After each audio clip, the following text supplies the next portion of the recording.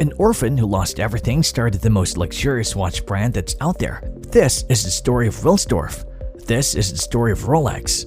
When Hans was a young boy, his mother passed away, and his father passed away not long after. He left an orphan. Wilsdorf's uncle sold the lucrative family iron tool business that had belonged to his grandpa and then his father, leaving the town's future in their capable hands. Hans and his siblings were enrolled in top-notch boarding institutions where they earned first-rate educations. Wilsdorf achieved great success in math and languages, which motivated him to visit and work abroad. Hans started off as an apprentice for a prestigious international pearl exporter. Hans' future transactions benefited greatly from the experience he received. Wilsdorf relocated to La Chaux-de-Fonds in 1900 and started working as an English correspondent and clerk for the watch company Messrs. Kuno Korten at the 49 Rue Leopold Robert, where he was paid an hourly wage of 80 Swiss francs. Around 1 million francs worth of pocket watches were exported each year by Kuno Korten at the time. Kuno Korten created a small number of watches from scratch in addition to working with timepieces of various grades. In his position with Kuno Korten, Wilsdorf was in charge of ensuring that every watch was accurate as well as winding hundreds of pocket watches each day. Wilsdorf spent a significant amount of time with Kuno Korten, who learned a great deal about the manufacturing process for all kinds of timepieces. Hans Wilsdorf relocated to London, England in 1903 and started working for another reputable watchmaker there. With a small sum of money, Hans founded Wilsdorf & Davis in 1905 with Alfred Davis. The company was based in London, England at 83 Hatton Garden. Wilsdorf & Davis wanted to offer premium timepieces at competitive costs. Now for some background information, Davis was his in-law. He also met his wife in London and fell in love immediately, and they got married soon after.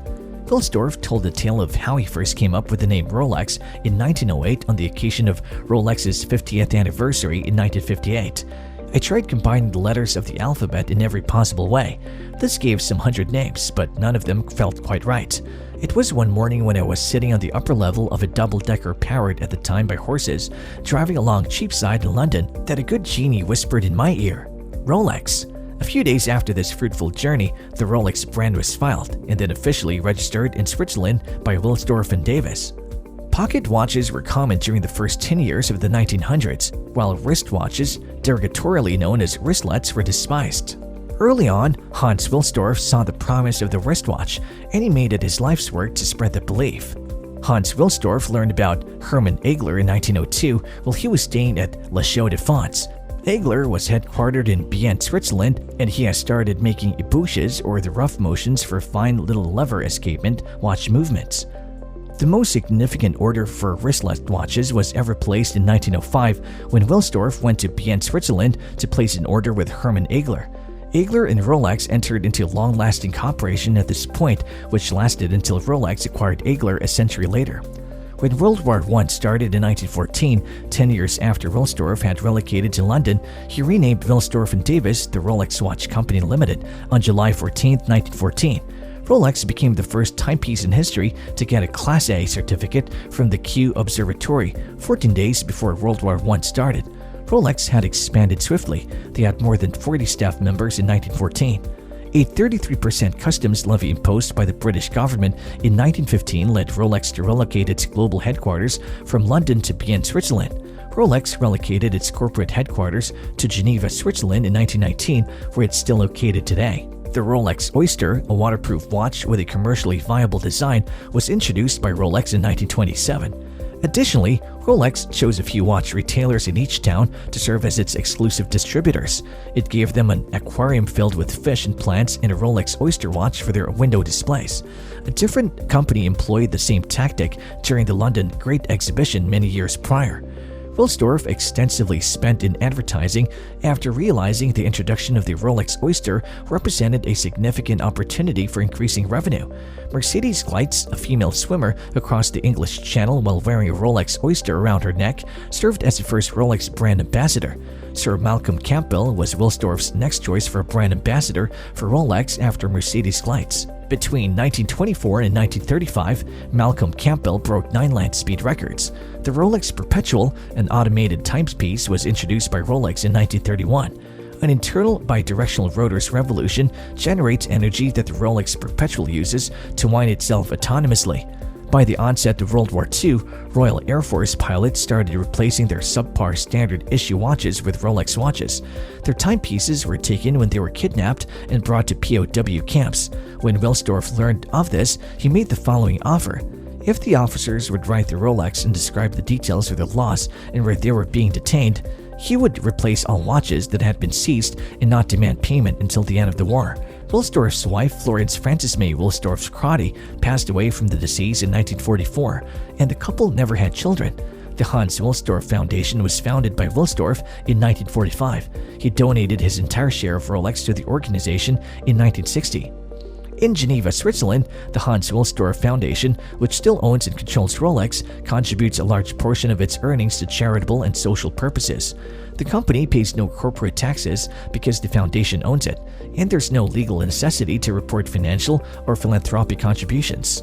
World leaders, including Sir Winston Churchill and the U.S. President Dwight D. Eisenhower, were spotted wearing the Rolex timepiece with the aperture window and date wheel that was debuted in 1945. Tudor, a Rolex subsidiary firm with a reputation for high-quality and affordable watches, was founded by Wilsdorf in 1946. Although the Tudor name has previously featured on timepieces built under the Rolex brand, Tudor has since grown into a more reasonably priced alternative to Rolex-branded products.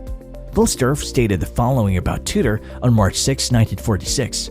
For some years now, I have been considering the idea of making a watch that our agents could sell at a more modest price than our Rolex watches, and yet one that could attain the standards of dependability for which Rolex is famous.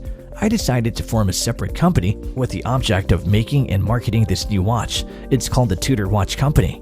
The Rolex Submariner, Rolex's first specialist diving timepiece, was introduced in 1954. The Submariner was first displayed at the 1954 Basel Fair Show before going on sale. The GMT Master was a tool watch that Rolex unveiled in 1954. The GMT Master included a 24-hour hand intended to keep time in a second time zone in addition to the standard Rolex characteristics, including a water-resistant Oyster case, perpetual movement, and luminous hands and markings. The GMT Master was created for the pilots, navigators, and travelers of Pan American Airways. In 1955, Rolex unveiled the day-date model, which included a date aperture window in addition to a day-of-the-week aperture window. The day-date had a thicker casing and a 36mm diameter, making it fairly comparable to the Rolex Datejust. In 1956, the Rolex Milgauss was unveiled with reference number 6541. For scientists who worked in research labs, power plants, or medical facilities where magnetism could impair watches, a unique anti-magnetic watch with 1000 Gauss was created. The original Rolex Milgauss resembled the Rolex Submariner and had a second hand that looked like a lightning bolt. On July 6, 1960, Wilsdorf passed away in Geneva, Switzerland. He was interred next to his first and second wife in Geneva's King's Cemetery. The 1945 founded Hans Wilsdorf Foundation currently owns and governs Rolex. Rolex is a luxury watch brand, and now it's a symbol of wealth. Rolex has a history, and that's why people trust this watch. They're the most reliable that you can get. And the best part about Rolex is that this company can never go public, and no one would ever buy it. All this was started by an orphan boy who saw an opportunity to change things, and then he learned and did that only. The watch industry that we know today is a result of Hans Wilsdorf's effort.